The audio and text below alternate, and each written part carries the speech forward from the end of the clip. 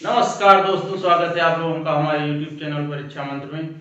और कैसे हैं आप लोग? चलिए फिर आज की क्लास स्टार्ट करते हैं। परसेंट का ये सेकेंड पार्ट है और हम लोग परसेंट कर रहे हैं। आप लोगों को अगर कोई भी दिक्कत हो रही हो तो बताइए। अगर चैनल ना सब्सक्राइब किया हो तो सब्सक्राइब कर लीजिए। तो जैसे कि पिछली क्लास में हम लोगों ने क्या किया था, परसेंट को फ्रैक्शन में कन्वर्ट किया था।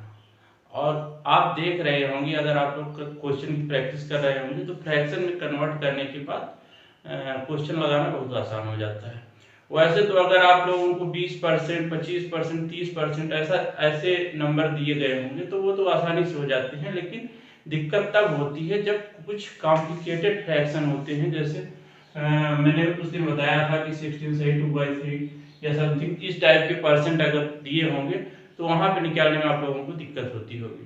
तो चलिए आज अब हम लोग स्टार्ट जो करेंगे कि कंपैरिजन। सबसे पहले हम लोग देखेंगे कि कंपैरिजन वाले क्वेश्चन कैसे होते हैं परसेंट में। उसके बाद हम लोग शेष वाले क्वेश्चन देखेंगे कि जिसमें शेष बचता है। जैसे आगे क्वेश्चन देखते हैं। चलिए यहीं से स्टार्ट कर लेते हैं। पहले एक क्वेश्चन है कि एक क्वेश्चन ये कह रहा है कि जैसे किसी परीक्षा में 67% बच्चे पास हुए हैं। अब उसके बाद पहले तो यहाँ पूछ लेगा कि कितने परसेंट बच्चे पास हुए हैं, फिर पूछेगा कि अब कितने परसेंट बच्चे जो है वो अनुत्तीर्ण हुए हैं, उनका नंबर दे देगा। जैसे एक क्वेश्चन है कि एक परीक्षा में 67% बच्चे पास हुए हैं और कुल 165 बच्चे अनुत्तीर्ण हुए हैं, तो उस परीक्षा में कितने बच्चे बैठे थे, ये क्वेश्चन आपको पूछ लिया गया है। तो यहाँ पे हम लोग इस नंबर पे नहीं जाएंगे, क्योंकि यहाँ पे दे रखा है इतने परसेंट पास हुए हैं, जबकि अनुत्तीर्ण बच्चों की संख्या ये दी है। तो हम लोग 100% मान के कोई भी क्वेश्चन सॉल्व कर देंगे। तो यहाँ पे क्या करेंगे, मतलब 33% बच्चे अनुत्तीर्ण हुए हैं, जो कि कितने के बराबर है, 165 के बराबर है। तो अब क्या हो जाएगा, यहाँ से हम लोग 100% की वैल्यू निकालेंगे। तो इसको क्या लिख सकते हैं, 33/100। हम लोगों को 100 निकालना है। अब देखो 33 किसके बराबर है, 165 के। तो ये 5 पे गया और 100% की वैल्यू निकालनी है। तो 100% मतलब 1 होता है, तो 100 बराबर क्या हो जाएगा, 5 में 100 से मल्टीप्लाई कर देंगे और आपका आंसर 500 आ जाएगा। जब एक क्वेश्चन देखते हैं, इससे आप लोगों को बहुत ही ज्यादा इस टाइप के क्वेश्चन क्लियर हो जाएंगे। एक क्वेश्चन है कि एक व्यक्ति अपने संपत्ति का 40% बड़े बेटे को दे देता है, 25% छोटे बेटे को और 15% बेटी को दे देता है। अब उसके पास कुल इतना देने के बाद उसके पास 4,000 रुपये बचते हैं। तो जो है उसकी टोटल एसेट कितनी संपत्ति थी, ये बताना है। तो यहाँ पे आप लोग अगर देख रहे होंगे तो क्या है, पहले 40% दे देता है और उसके बाद और कह रहा है, ये चीज ध्यान दें, 25% छोटे बेटे को और 15%। तो जब भी और जहां पे आए उसको हम लोगों को क्या करना है, ये मान के चलना है कि यहाँ पे हम लोगों को इसको ऐड करना है। और ऐड करेंगे जब टोटल, तो कितना हो गया, ये टोटल ये हुआ 40, 20, 60, 65, 80%। मतलब 80% ये दे दिया। तो इसको नहीं पूछा है, उसके बाद पूछा है उसके पास 20% बच रहा है और 20% कितने के बराबर है, 4,000 के बराबर है। तो अगर 20% 4,000 के बराबर है तो इसका 5 गुना, क्या करेंगे हम लोग, इसमें 5 से मल्टीप्लाई कर देंगे, ये 100% उसकी वैल्यू आ जाएगी। 100% कितने के बराबर हो गया, 20,000, और ये आपका आंसर आ गया। ठीक, क्वेश्चन देखते हैं। कोई व्यक्ति है जो अपनी कुल राशि का 75% कोई सामान खरीदने में खर्चा कर देता है और उसके बाद जो उसका बचा राशि रहता है उसका शेष का 75% फिर से खर्चा कर देता है किताबों में, और उसके बाद जो बची राशि है उसका 75% वो खर्चा कर देता है बस के किराए में। अब उसके पास बचा है 4 रुपए। तो पूछा है कि शुरुआत में उसके पास कितना पैसा बचा था। तो यहाँ पे आप लोग देख रहे हैं, पहली बार कितना खर्चा कर रहा है, 75%। अब उसके बाद कितना खर्चा कर रहा है, इस बचे हुए का 75%। फिर से क्या खर्चा कर रहा है, जितना बचा है उसका 75%, मतलब तीनों बार 75% कर रहा है। लेकिन यहाँ पे एक खास बात आपको ध्यान देनी होगी कि इसके बाद शेष क्या कर रहा है, शेष बची हुई राशि का 75%। हर बार शेष कह रहा है, जब भी शेष कहेगा तो हम लोगों को क्या करना है कि ये वैल्यू तो भूल ही जानी है। पहले कह रहा है 75% खर्चा कर दे रहा है, 75% खर्चा कर दे रहा है, माने उसके पास अब कितना बचा है, 25%। 25% को हम लोग क्या कहेंगे, 1/4। ठीक। अब उसके बाद यहाँ पे आके फिर से क्या कर रहा है, 75% खर्चा कर दे रहा है, मतलब अब उसके पास कितना बच रहा है, 25%। अब क्या हम लोग लिख लेंगे, 25%, 1/4।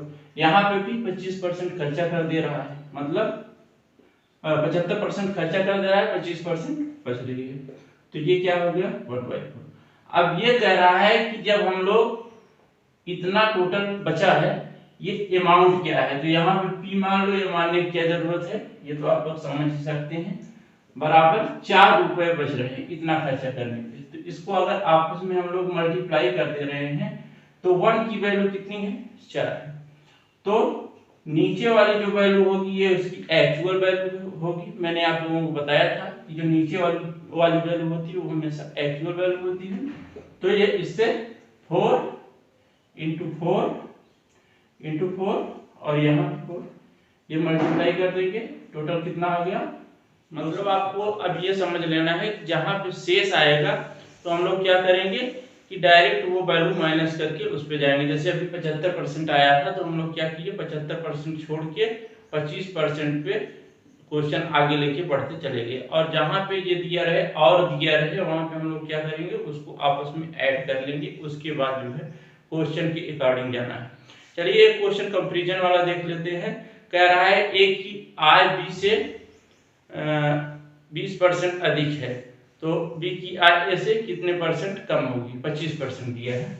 चलिए देख लेते हैं।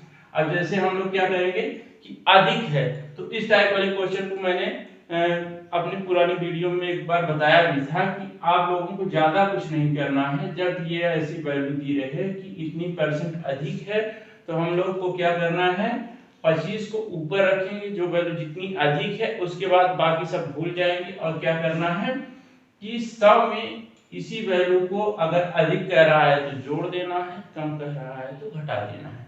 तो अब क्या करेंगे, यहाँ पे 25 करके नीचे 100 प्लस ये 25 कर देंगे, क्या आ गया 25/125 हो गया, और यहाँ पे 100 से मल्टीप्लाई करना ही पड़ता है। क्या आ गया, 5 से कट रहा है, मीन्स वो 20% इसका आंसर आ गया। जनसंख्या के क्वेश्चन देख लेते हैं, क्योंकि एग्जाम में जनसंख्या के क्वेश्चन जरूर आते हैं। तो अब सबसे पहले देख लेते हैं, क्वेश्चन है कि किसी कस्बे की जनसंख्या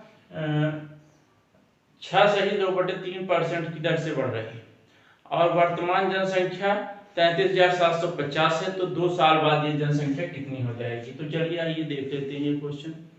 तो अगर आप लोगों को जो मैंने बताया था परसेंट को फ्रैक्शन में बदलना याद होगा तो ये क्वेश्चन करना बहुत ही आसान हो जाएगा। 6.2/3% मतलब कितना हो गया, ये हो गया 1/15। 1/15 की दर से बढ़ रही है। तो अब यहाँ पे क्या है कि चूंकि बढ़ रही है तो ये क्या है 1 + 1/15, इतना बढ़ जा रही है, तो कितना हो गया, ये हो गया 16/15। और ये कितनी बार बढ़ रही है, 2 साल की हम लोगों ने निकाली है, तो यहाँ पे मल्टीप्लाई कर देंगे एक बार और 16/15 से, और उसके बाद जो वैल्यू होगी, वैल्यू क्या है, वैल्यू है 33,750। अब उसके बाद करना ही क्या है, अब आप लोगों को इसको काट लेना है, 15 से काटना है और फिर इससे भी काट लेना है, तो टोटल कितना आ जाएगा। जब हम लोग काटते हैं तो यहां से आ गया, अब उसके बाद फिर से जब 15 से काटेंगे तो ये कितने पे आ गया, 15 150 और 200 56 में जब आप 150 से मल्टीप्लाई करेंगे तो ये 38, ये आपका आंसर। ये क्वेश्चन देख लेते हैं, आय और व्यय से रिलेटेड है। तो कह रहा है कि एक व्यक्ति है जिसकी आय और व्यय का अनुपात 5:4 है। इनफैक्ट उसकी व्यय और बचत का अनुपात 5:4 है। मतलब व्यय कितना है और बचत कितना है। बचत और व्यय और बचत का अनुपात 5:4 है। तो कह रहा है उसकी आय में 20% का इजाफा हो जाता है और उसकी बचत में 10% की कमी आ जाती है। तो उसके व्यय में कितना परसेंट का परिवर्तन हुआ। तो यहाँ पे हम लोग ये समझ सकते हैं कि व्यय और बचत मिला के क्या बनती है, आय बनता है। तो अगर हम लोग कहें कि इसका व्यय और बचत का अनुपात 5:4 है, तो अगर ऐसे क्वेश्चन दिए रहे तो हम लोगों को इसको मतलब अगर बड़ी वैल्यू ले लेंगे और खास करके ऐसी वैल्यू जिससे आप लोग कंफर्टेबल होंगे परसेंट निकालने में, तो हमेशा क्या करना चाहिए, यहाँ पे हम लोग इसको 0 बढ़ा देते हैं। अब इसको मैं 500 कर दिया और यहाँ पे 400 कर दिया। अब कोई परिवर्तन नहीं हो रहा है। और इसकी आय कितनी है, इसकी आय हो गई 900, क्योंकि यहाँ 5:4 था तो इसकी आय 9 थी। तो जब डबल 0 ले लिया तो हर जगह ले लिया। अब उसके बाद कह रहा है कि यहाँ पे इसकी आय में 20% का इजाफा हो गया। मतलब अब देखिए यहाँ पे हमें 20% निकालने में कोई भी दिक्कत नहीं होगी। इसका 20% होता है 180। ठीक, मतलब अब इसका कितना हो गया है, अब इसकी आय 1080 हो गई है। अब यहाँ पे 10% की कमी आ गई। अब यहाँ पे भी हम लोगों को 10% निकालने में कोई दिक्कत नहीं होगी, क्योंकि 400 का 10% होता है 40। तो ये कितना हो गया, 360। अब हम लोगों को कह रहा है कि इसकी बचत में कितनी ज्यादा बढ़ोतरी हो गई है, क्योंकि अगर जो है यहाँ पे भी बढ़ी और यहाँ बचत में कमी हो गई, मतलब इसका ये है कि व्यय इसने ज्यादा कर दिया है। तो हम लोग क्या करेंगे, इसमें से इसको माइनस कर देंगे और माइनस कर देंगे, जो आएगा उसी से हम लोग निकाल लेंगे। तो यहाँ क्या करेंगे, जब इसको माइनस कर रहे हैं तो क्या आ जाएगा, 720। मतलब इसकी अब बचत कितनी है, मतलब अब इसके द्वारा व्यय कितना किया जा रहा है, 720 रुपए, और पहले कितना था, 500। तो कितने का अंतर आ गया, 220 का अंतर आ गया। और कितने पे, 500 पे। तो यहाँ पे हम लोग परसेंट निकालेंगे 100 से मल्टीप्लाई करके। अब जो 100 से मल्टीप्लाई करेंगे तो कितना आ गया, 44%। मतलब अब ये जो है 44% ज्यादा व्यय करने लगा है।